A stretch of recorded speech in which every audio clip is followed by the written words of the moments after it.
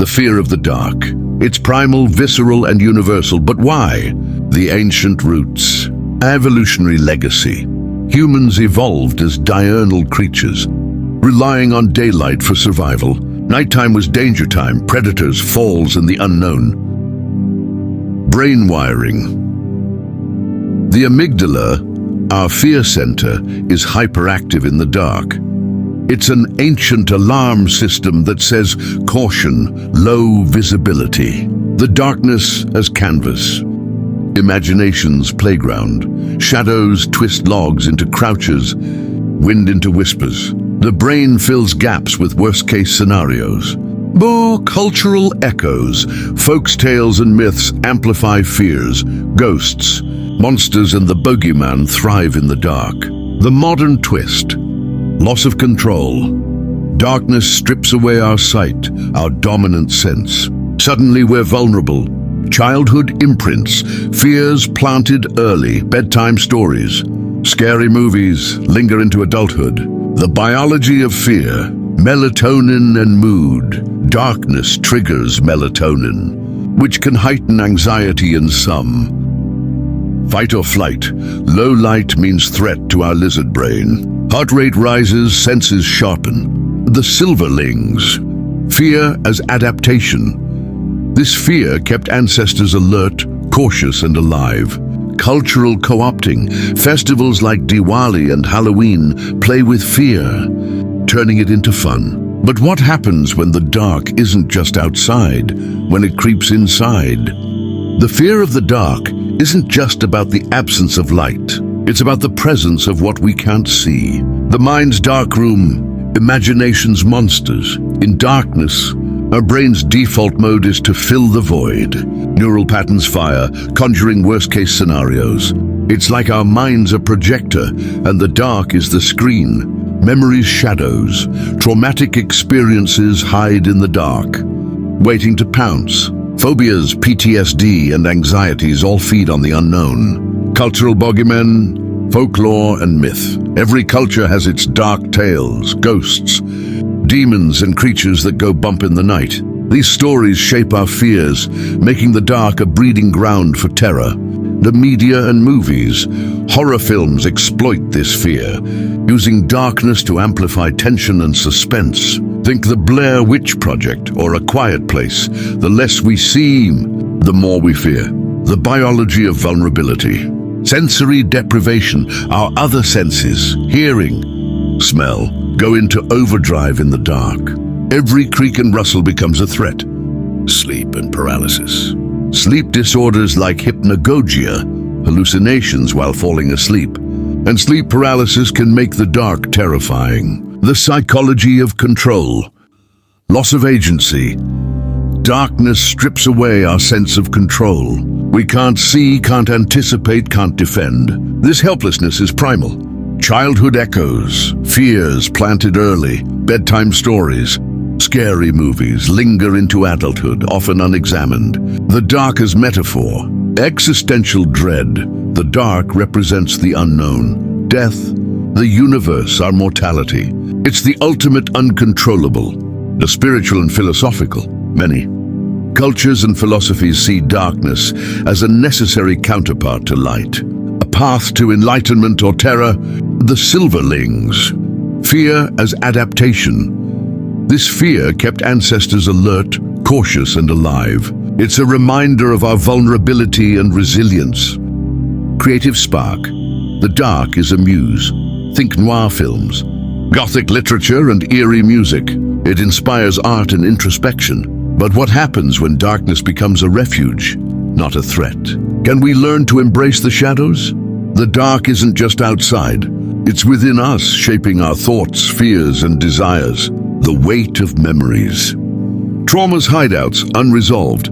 Pain and fear often lurk in the shadows of our mind. Darkness can trigger these memories, making the dark a tangible threat. Repressed desires, psychoanalysis. Thrives on the dark corners of our psyche. Freud's shadow self houses our hidden impulses. Cultural and historical lenses. Dark ages, dark deeds, history. Darkest chapters, literal and metaphorical, cast long shadows. Think witch hunts, inquisitions, and oppressive regimes. Symbolism and art. Darkness often represents evil, chaos, or the unknown in art, literature, and religion. Think Paradise Lost or The Dark Knight. The biology of fear. Tis neurochemistry. Darkness triggers melatonin, which can heighten anxiety in some. It's like our brain's danger switch is stuck. Sensory deprivation tanks. Experiments show that isolation in the dark can lead to hallucinations. Our brain craves input and will create it if needed. The psychology of vulnerability. To control and surrender, the dark forces us to confront our helplessness. Can we trust the unknown, or will it consume us? Childhood echoes, fears planted early, bedtime stories, scary movies linger into adulthood, often unexamined. The dark as catalyst. Creativity and insight. Many artists and thinkers find inspiration in the dark. Think The Night Cafe or Meditations in the Dark. Spiritual journeys. From ancient cave rituals to modern meditation retreats, darkness is a path to inner exploration. The shadow's edge. Fear versus fascination. Why do we pay to be scared? Haunted houses. Horror movies? The dark is a thrill, not just a threat. Embracing the void. Some find liberation in the dark. Think dark retreats or sensory deprivation for mental clarity. But what if the darkness isn't a void but a mirror? What do we see when we stare into the shadows? The dark is a mirror, reflecting our deepest fears, desires, and secrets. The psychology of projection. Shadow self. Carl Jung's concept. The parts of ourselves we deny or hide often emerge in the dark. Think Jekyll and Hyde. He fears face. We project our inner demons onto the dark. Ghosts, monsters, or the other. Cultural reflections. Horror tropes, slasher. Films and ghost stories tap into this. Darkness hides. The boogeyman, but he's us. Turn. Literary devices. Think. The turn of the screw or the stranger. The darkness is the unknown within. The biology of perception. Brain's blind spots. Our eyes adjust slowly to dark. In that gap, fear fills the blanks. In pareidolia, we see faces and shadows, our brain's pattern-seeking nature. The dark as a rite of passage. Initiation rituals, many. Cultures use darkness in coming of age. Ceremonies, facing fears, emerging transformed. Therapeutic uses, exposure therapy for phobias, or dark retreats for introspection. The shadow economy. Fear and profit. Horror movies, haunted houses, and true crime podcasts, darkness sells. Fashion and art, black as power, mystery, or mourning, cultural codes for the dark, the inner abyss. Existential dread, the dark represents the void, our mortality, insignificance. Spiritual quest, some seek enlightenment in darkness, think meditation, caves or Sufi whirling. But what happens when the darkness starts to speak? What secrets does it whisper? The dark doesn't just hide secrets, it reveals them in fragments and echoes, the language of shadows. Auditory pareidolia, we hear whispers, footsteps, or screams in the dark, our brain's pattern-seeking nature gone wild. Synesthesia of fear, sounds, smells, and sensations merge in darkness. A creak becomes a threat. Cultural echoes, ghost stories and folklore, whispering spirits, haunted houses and cursed places. Cultures tap into this primal fear. Urban legends, dark alleys, abandoned asphyxiant places, modern myths born from shadow. The psychology of silence, and the brain's predictions. In darkness, our mind generates what-ifs, often catastrophic. Trauma triggers. The dark can replay past horrors, like PTSD's flashbacks. The dark as confessional, intimacy with shadows. Some confess secrets in the dark. Therapy couches, midnight talks, anonymous letters. Dreamscape revelations, REM sleep. Our brain's darkroom develops hidden fears and desires. The void's voice, the existential whisper. The dark asks, what if nothing matters? The ultimate unanswerable. philosophical abyss. Think Camus' absurdism or Nietzsche's gabby depths. Darkness as truth. The edge of hearing. Fear's feedback loop. The quieter it gets, the more we hear it. What is it? Transcendence or terror? Some hear the hum, voices, or music, madness or message. But what if the whispers aren't from the void? They're from us. The whispers in the dark, are they echoes of our own voice? The mind's megaphone. Self-talk in shadows. Our inner critic thrives in darkness, amplifying fears and doubts. Projections loop. We attribute thoughts to the dark, but they're ours, reflected back. Cultural mirrors. Hauntings and possessions, stories of spirits speaking through us. Are we hearing ourselves? Doppelgangers and shadows, folklore's it's me, staring back, exploring our shadow selves. The biology of self-awareness. Default mode network, our brain's self-referential system, hard to turn off in the dark. The mirror neurons, we simulate others.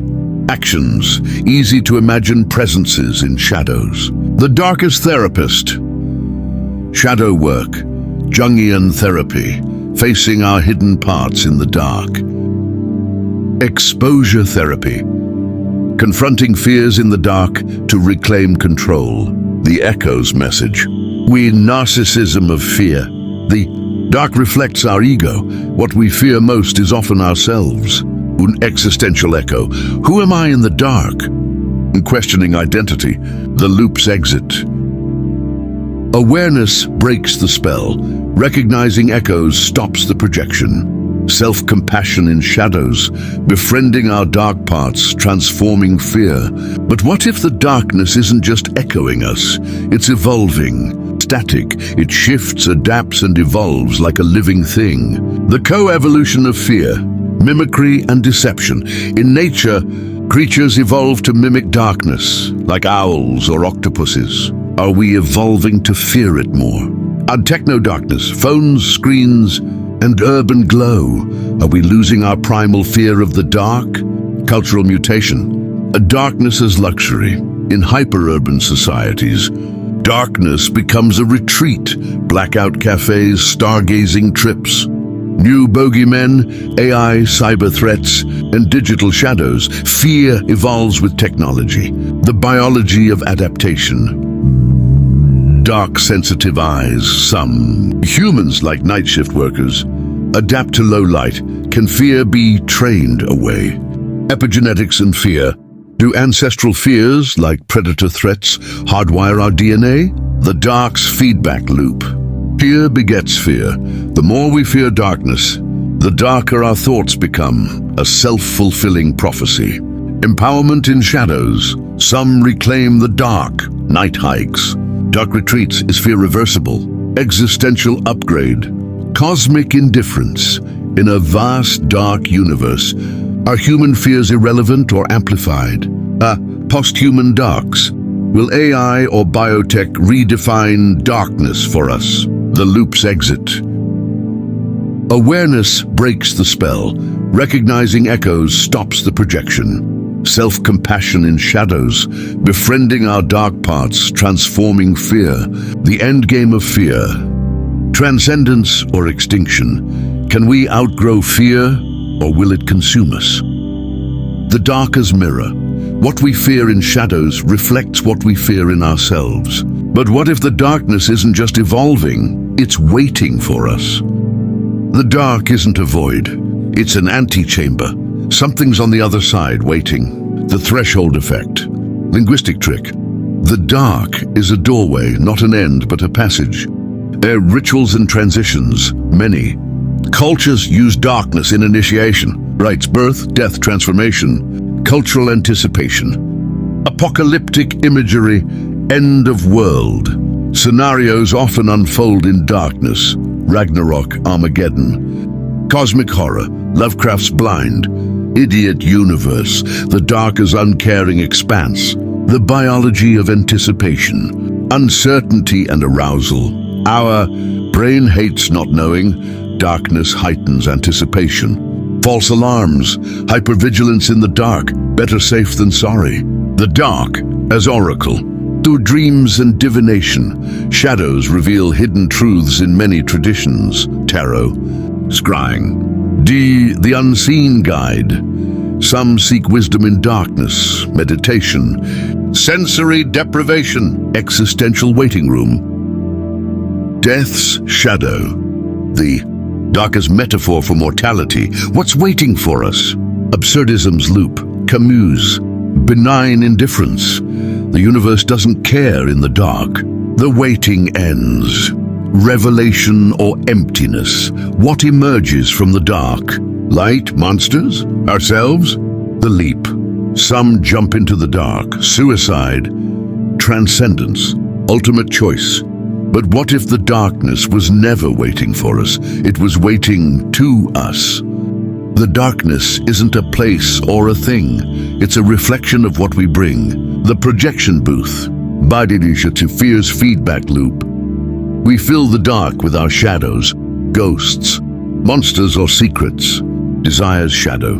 The dark also holds our hidden wants. Freedom, power, surrender. Cultural code. Symbolism and metaphor.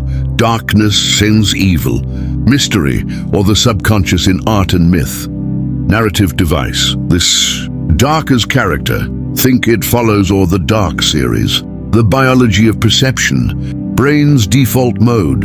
In darkness, we generate reality, hallucinations, insights, or dread. The neuroplasticity. Facing. Fears in the dark can rewire our response. Exposure therapy. The darkest therapist. Shadow work. Jungian analysis. Integrating our dark side for wholeness. Intimacy with void. Some meditate in darkness, confronting the self. Existential koan. Meaning in absence. Does darkness reveal life's meaning or highlight its absence?